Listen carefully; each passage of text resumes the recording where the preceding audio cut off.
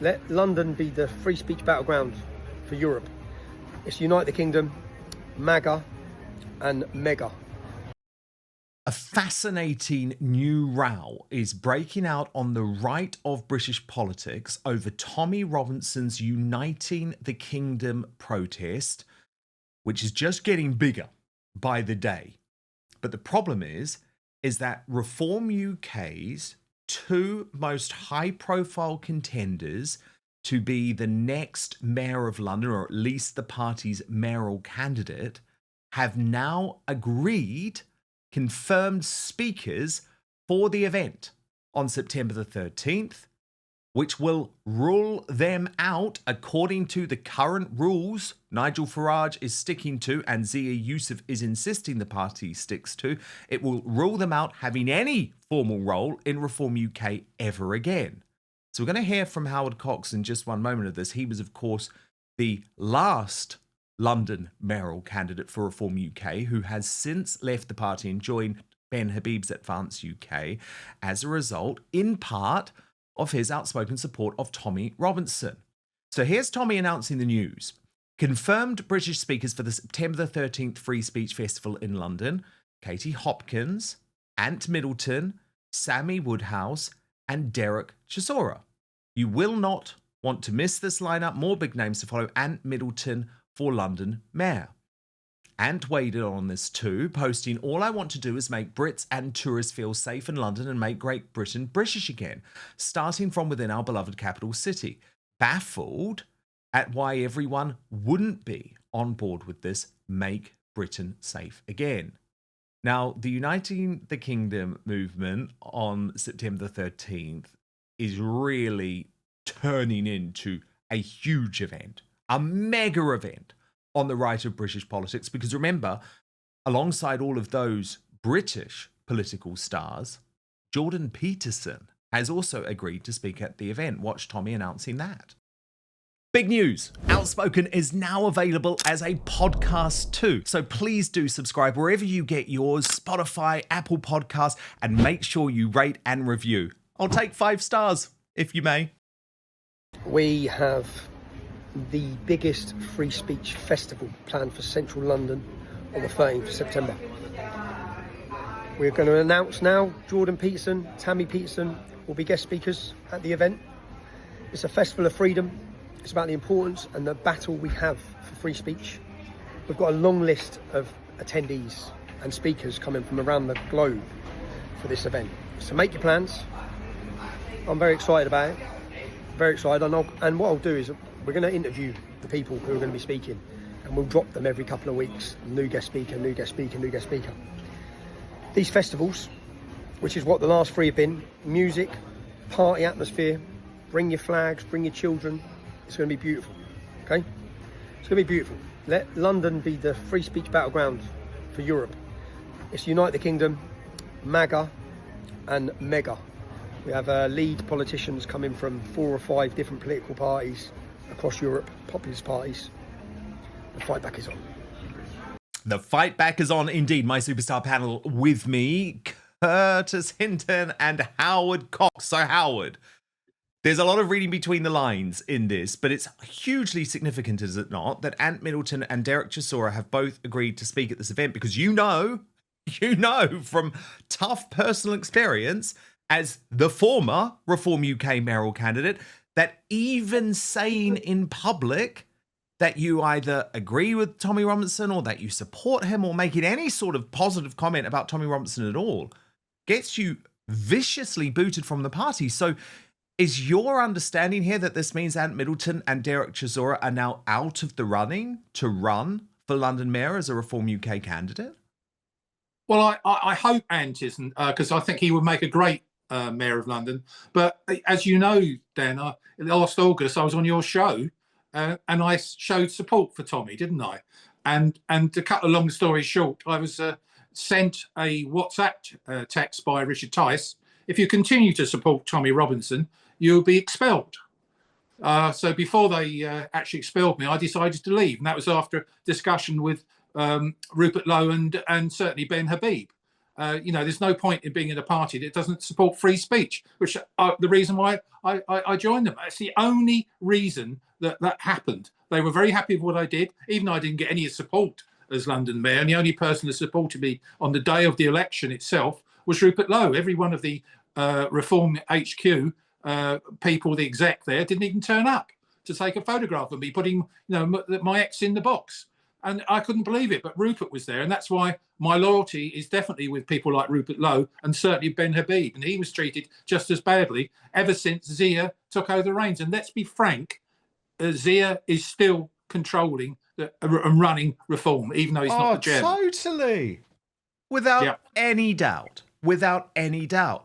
But I guess the question is, Curtis Hinton, when does the Uniting the Kingdom movement become too significant in both numbers and sort of star power from the right for Reform UK to continue this policy?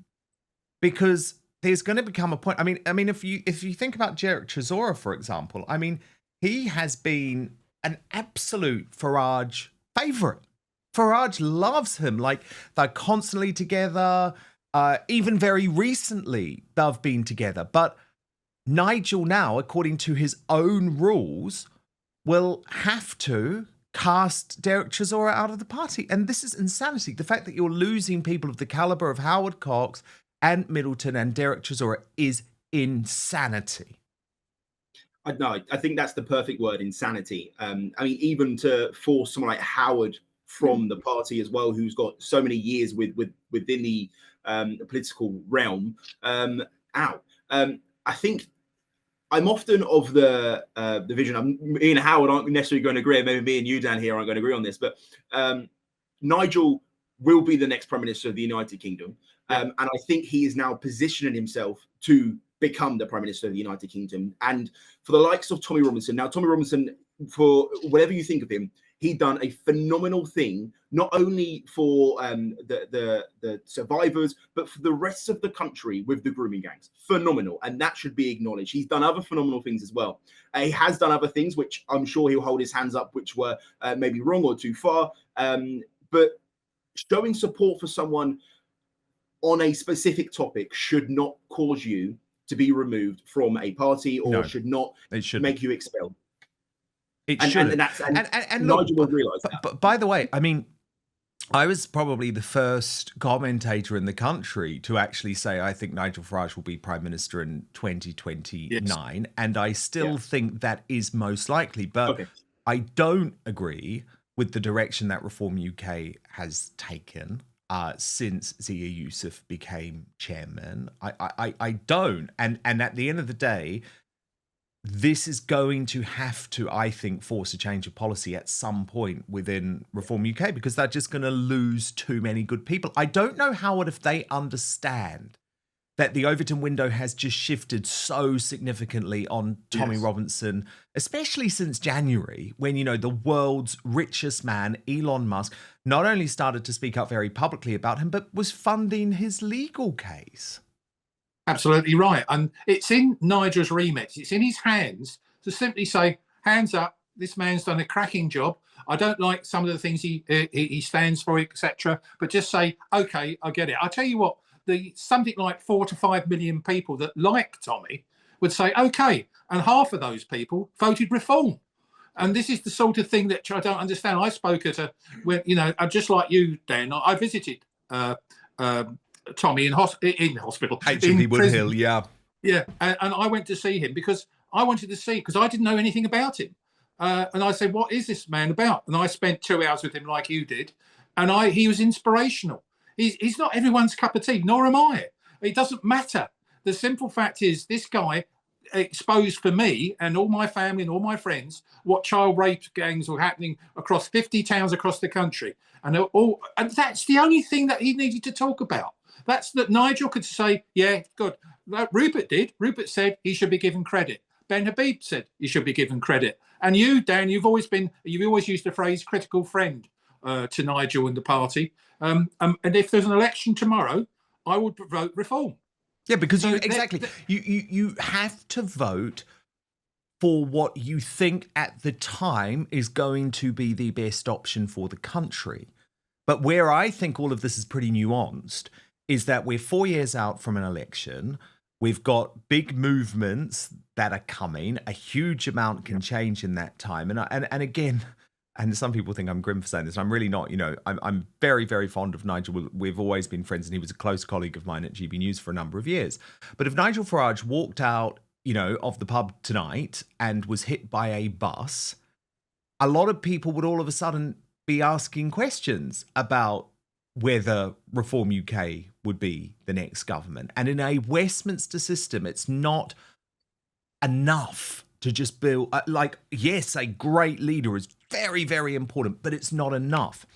One thing I did want to ask you about, though, is this approach that Nigel Farage is taking about sort of like, well, you better back me, establishment, or you're going to end up with like a Tommy Robinson figure in number 10 Downing Street. Now, this was outlined in this Sunday Times interview, Howard, where the headline was, "If I can't give young men a voice, wait till what comes after me."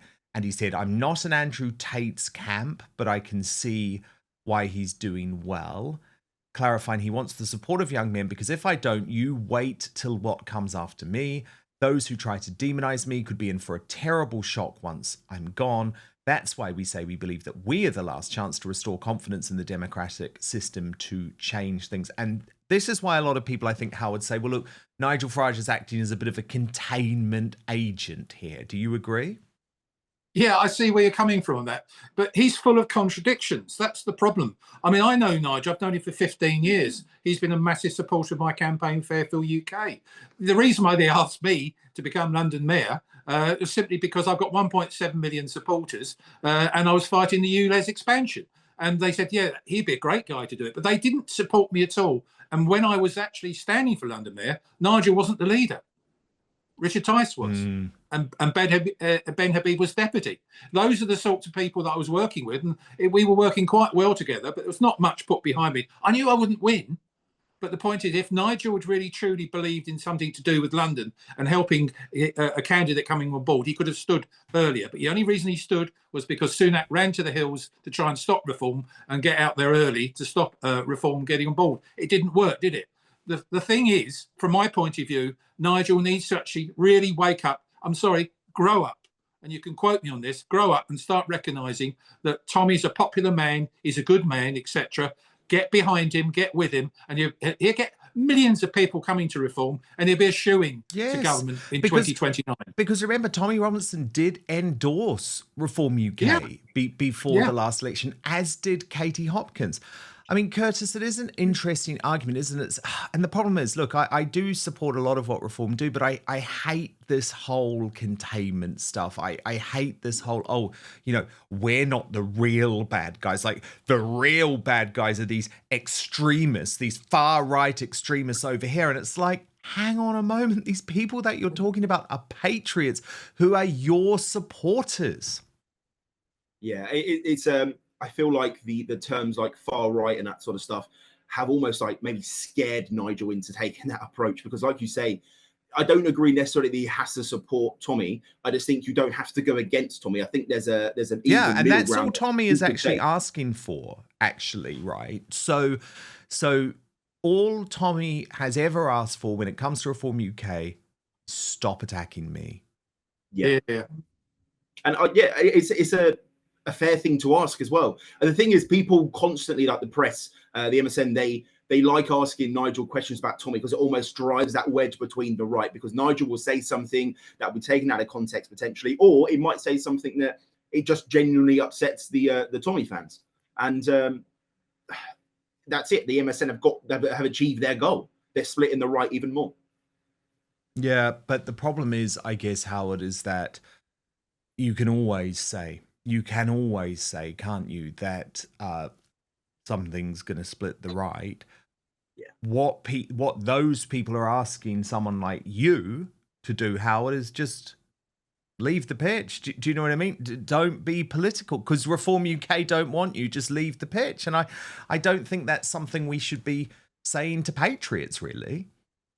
Well, if they'd handled me better, I probably would have done, and because got focused mainly on Fairfield UK. But the thing that worries me about Nigel and the way they're operating is they've actually alienated so many people, you know, at grassroots level, very grassroots.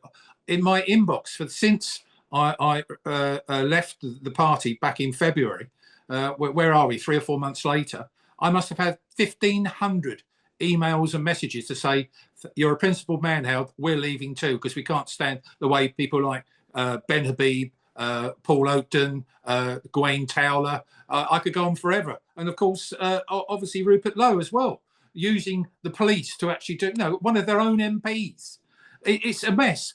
This could have been avoided. It didn't need to happen. And you don't say, when someone asks a question, I think it was Martin Daubney asked Nigel, would you have Ben Habib back? And he said, no, I'd rather eat razor blades. You know, this is terrible stuff from a potential leader of our country. I rate him. He's a consummate professional, but he needs to listen to the grassroots and not alienate them. But first, if you're like me, you've spent so much time trying to find the perfect skincare treatments for your face, only to realise you're neglecting this area, right? The skin on your neck. But I have noticed, as I'm in my 40s, that is a massive oversight, because the neck is on display all the time, yet so many folk just treat it as an afterthought in their routine. But so many women in the Outspoken audience will know that the skin on your neck is thinner, more delicate and less oily than facial skin, which means it requires specialised care. That's why I was completely blown away when I received my, and oh my goodness, I love it. How beautiful is this? The Go Pure Tighten and Lift Neck Cream, a product transforming the lives and the necks of women, and I have to say, some men too, all across the globe. It's a gorgeous product. I saw a noticeable difference within just weeks, and I know that it can become a game changer for you too. And the big news is Outspoken viewers and listeners get 25% off Go Pure using the code DAN at checkout, D-A-N. Just head to gopurebeauty.com/Dan, use the code DAN, and you're all set. Go Pure's proprietary firming complex is designed to visibly firm and smooth the skin on your neck and your chest, actually, if you want to use it there too, in as little as 4 to 8 weeks.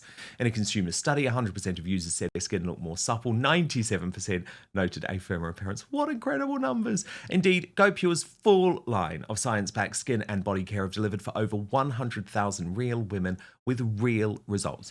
Dermatologist recommended, cruelty-free. I know how important that is for so many of you. And with over 1 million jars sold, this beauty secret can no longer be called a secret, right? So tighten, lift, and restore elasticity in your neck, because your skincare routine shouldn't stop at your jawline. For a limited time, Outspoken viewers and listeners get that whopping discount, 25% off. You just have to use the code DAN, Dan at checkout. So head right now to gopurebeauty.com/Dan, use the code Dan, and you're all set. And after you do buy, do us a little bit of a favor. When they ask where you heard about Go Pure, tell them it was after watching Outspoken. But now, back to the show. Nigel Farage has decided to weigh in, not on the increasing war on the right, but rather the issue of whether trans flags should be flown outside council offices. Now, let me be very clear, right? I think Reform UK is totally right when it comes to this issue. Of course, there shouldn't be trans progress flags and Ukrainian flags and God knows what else flying outside council buildings. But, and I'm prepared to debate both issues, but what I would argue is that this is just teetering around the edges, right? Surely what we need from Reform UK right now is a serious discussion about mass deportations, about demographic change, about the fact that our government needs to be completely reinvented with a Great Repeal Act. And I just don't know whether the issue of this week, with everything else going on, is this one. But here's what Nigel Farage had to say, and I want to be very clear, I do agree with him, by the way. The Chief Executive Officer of Warwickshire County Council is refusing to take down the trans flag. This unelected bureaucrat thinks she knows better than the people. Perhaps Monica Fogarty should look for a new job. And he made this video on the change.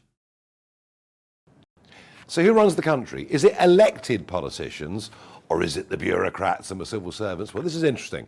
In Warwickshire, we became the biggest party in the county elections. We're now leading a minority administration. And in line with our promises, we told the council not to fly the pride flag, not to fly the Ukraine flag, not to fly political symbols, just British flags, or indeed Warwickshire's county flag. The chief executive, who earns over 200 grand a year, Ms. Monica Fogarty, who previously worked in the race relations industry, no shock there, has said, "I'm afraid I will not be taking the action that you are requesting." So we've won, we're in charge of the council, yet a highly paid CEO bureaucrat is telling us that she will decide what flags we fly, that she will disobey any orders that we give her. I'm guessing this is a test bed for what will happen when we win the next general election. Be in no doubt we're going to fight back and fight hard. And as for Ms. Fogarty, I think it's time she looked for a new job, don't you? Well, yes, I do. Actually, I totally do think so, Nigel Farage. But the superstar panel with me now, Curtis Hinton and Howard Cox. Look, in some ways, Howard, the message behind that is very, important.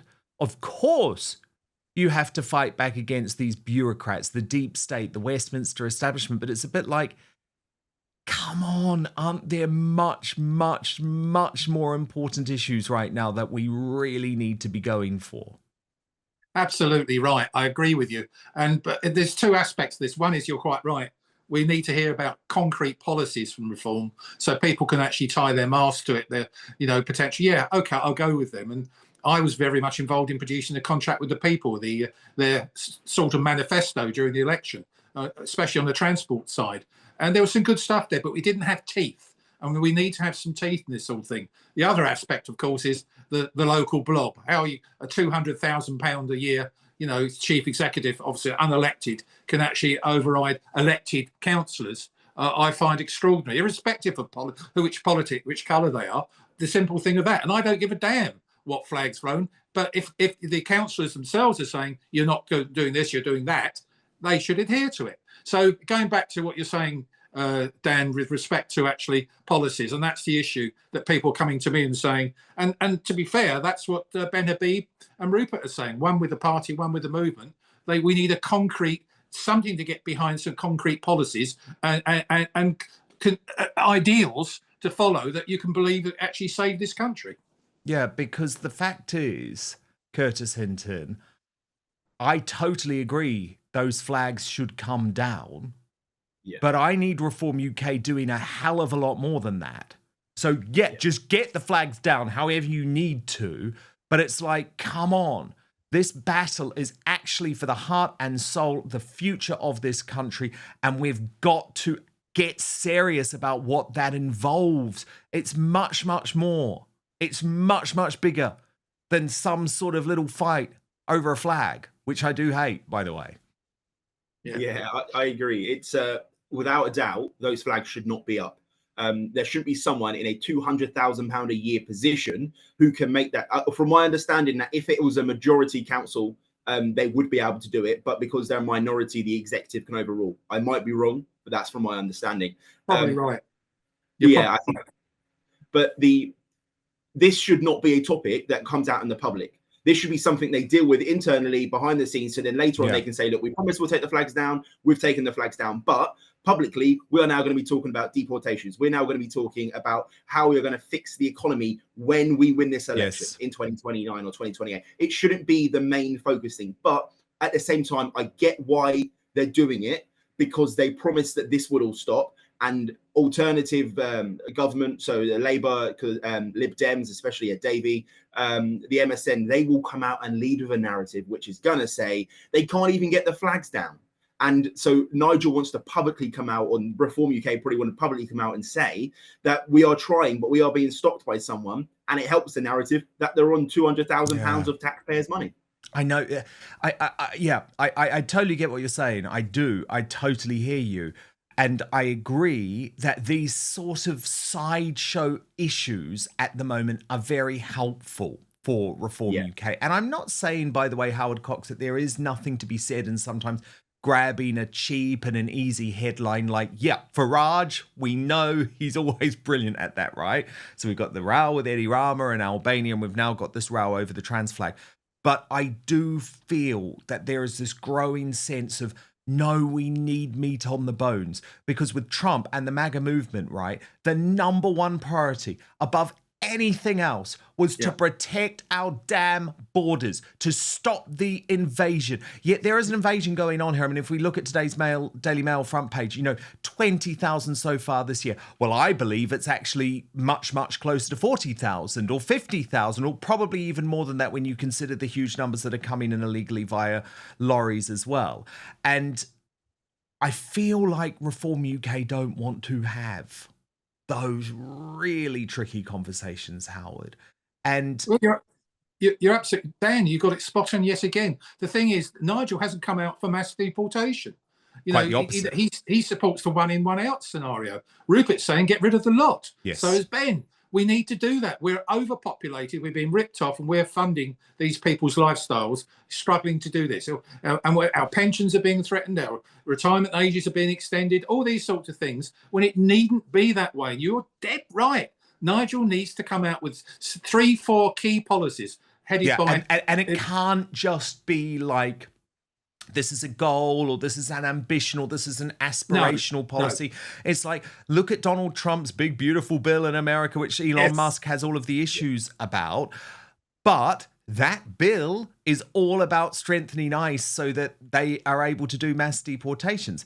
And I think what's so interesting about these two movements, and I do want to talk to you about Advance UK in just one moment, Howard. But first, if we kick off with Restore Britain, which is the big Rupert Lowe movement. How brilliant is this? Yesterday on the show, we revealed that they'd signed up the brilliant Susan Hall, the senior London Conservative. Now David Starkey, a member of the Restore Britain Advisory Board. I mean, I can't think of a better person. And Charlie Downs, who is a really good guy who has appeared a lot here on Outspoken, is also very, very intrinsically involved in this Restore Britain movement. He's done a brilliant episode with our friends at the Lotus Eaters, and I just wanted to play you a bit of it because I think it's important for people to know. And by the way, Charlie's had a lot of criticism, and this is so crazy, like Lois Perry and people like that, Farage allies saying, you're a traitor for joining Restore Britain. But he's saying, no, this is why it's important. This is why Reform UK aren't doing the right thing at the moment. Watch. Yes. Britain is in decline, and the right-wing political landscape is in chaos. The Conservative Party is in a tailspin, and Reform UK is stumbling from one era to the next. The British people are crying out for leadership, and there's a yawning gap in the market for a serious, authentic vehicle around which the country's conservative-minded majority can rally, organise and exert influence. Many have tried to fill this gap, but many have failed because of a variety of reasons, including, mediocre ideas, mediocre personnel. But now, I am pleased to announce that alongside Rupert Lowe, I'm working with others on Restore Britain, which is the answer to this problem. It is our vehicle, it is our centre of gravity for all of the sound people and all the people worth listening to on the British political landscape, and every person who is concerned about the future of this country and its present trajectory in terms of politics, economics, culture, and society in general. We are not a party, we are a movement. We're some combination of a pressure group, a think tank, and a mass movement. And we don't endorse any parties, we don't endorse any personalities. We exist purely to act as a mouthpiece for ordinary British people who are concerned about the way this country has been governed for the better part of 30 years. So, our objectives are as follows. The first and foremost is, as I've said, to act as a political centre of gravity for authentic, conservative-minded people in Britain, and we want to build and mobilise a substantial membership. And we launched yesterday at 12 o'clock, and our X account almost has 100,000 followers, and we have thousands and thousands of paying members already. Yes. So we are, there's a momentum there already that I don't think has been seen in any other organisation in recent history, except for possibly Reform. Well, I'm one of them, because I saw this tweet pop up, and I know, And I think a lot of people have got really excited about this movement, Howard Cox. What do you make of the fact that actually it seems to be causing some, shall we say, nervousness at Reform UK, HQ, especially with Elon Musk backing it and backing Advance UK too. But first, let's discuss Restore Britain. Well, Rupert Lowe, in my opinion, should be leading reform. He's the guy that I think should be Prime Minister. He's got his finger on the pulse. He is popular beyond belief in terms of the realistic things. He's good with policies. He's good with actually motivating people, and people will actually follow him to the end. I'm telling you that now. He's a good man. The thing he's doing with the movement, he's worked very closely with Ben Habib, and I know one's a party, one's a movement, but I think in the long term, strategically, these things will merge into one. And that's what will happen probably a year to 2 years down the line. At the moment, it's easier to join a movement. That's why he's got 6 figures have joined it. A party is a bit different. Ben believes quite categorically that we should be having something actually we should vote on electorally. That's why you can't vote on a movement. So those sorts of things. Both I've signed up to, and I've been in discussions with both of them. And I think, well, you can't put a fag paper between the two of them in terms of what they want for this country. Yeah, I guess it was just a bit of a shame they launched on the same day, and that's caused some confusion. Curtis, where do you stand on both of these movements, Advance UK and Restore Britain? So Restore Britain as a movement, it's a great concept, I think. I don't think there's any... Reform shouldn't be threatened by it, because at this moment in time, they're not a party. They are just a movement who are trying to do what the values of Reform UK usually are. Or what they're kind of perceived to be anyway. And a lot of the voters, supporters, members of Reform will, if they're supporting Restore UK, it's kind of in their best interest maybe to try and work with them. Regards to Advance UK, my fear is that we are going to get a party similar to Reform, maybe a bit more hardlined in terms of what they are wanting to do at this moment in time. I don't necessarily think that Nigel has got the plan yet, and he knows he's got time to get that plan together, but he needs to act fast. We saw another ex-Tory MP come over to Reform again, who's going to be, I don't know the exact role she's taken up, but she again is going to be writing policy in a specific area. Advance UK, my fear is going to be splitting the right even more. We've got the old Conservative voters who are always going to remain Conservative voters, as to why Reform aren't necessarily going to win such a huge majority. They're going to win a majority, hopefully, in the next election, but at this current time anyway. But then we're going to get the people who are going to be split between Advance and Reform. Now, again, if you don't mind, Dan, I'll throw a question to Howard in terms of, I know we're not going on to Advance yet, but if Advance let's do it. And Reform are going to split the vote, which hands Labour yet again another victory, what do you think, Howard, the best interest is going to be? Well, we don't want another Labour government. Of course we don't. And I think that and I had this when I was standing as London Mayor, against Sadiq Khan. I was splitting the vote by standing against Susan Hall, for London Mayor. The point is, it's simple. We can do this. Well, there's too many parties on the right-hand side anyway. There's UKIP, there's the Heritage Party. We could go on forever. But the thing is, the most important thing is we need a party. Reform needs to democratise properly. It needs to be in a situation whereby people can believe in it. I willingly vote Reform if I see some democracy and listening to the grassroots. All I know is that Ben Habib is setting up something which is a democratic party that is actually going to be controlled by the members. There's going to be setting up a college of 100 people who are holding the executive to account, and they can get rid of the executive. It's the only party that does this sort of thing. At the moment, we've still got Nigel and Zia running the show. And I'm sorry, that stinks for me. Yeah, it's really interesting too, because I also think we would be intellectually dishonest if we didn't talk about the Conservative Party in all of this. And that's not to say, by the way, that I will ever personally, and I'm sure many of you will never personally forgive the Conservative Party for what they've done over the past 14 years. But the current Conservative incarnation under Kemi Badenoch is just not going to be around by the time of the next election. And a Conservative Party, potentially led by Robert Jenrick, which potentially almost allows some type of reverse takeover by Restore Britain, a bit like how the Tea Party and the MAGA movement took over the Republican Party. All I'm saying is there's a long time before the next election. I think it's too early at this point to become completely obsessed with splitting the vote on the right. Because if we become obsessed with that, what we're saying is that there should be no Rupert Lowe in British politics. There should be no Howard Cox in British politics. There should be no Ben Habib in British politics. Basically, if you're flung out by Reform UK, that is the end of you. And given the calibre of people who I see on a daily basis being flung out by Reform UK, that's not where I stand.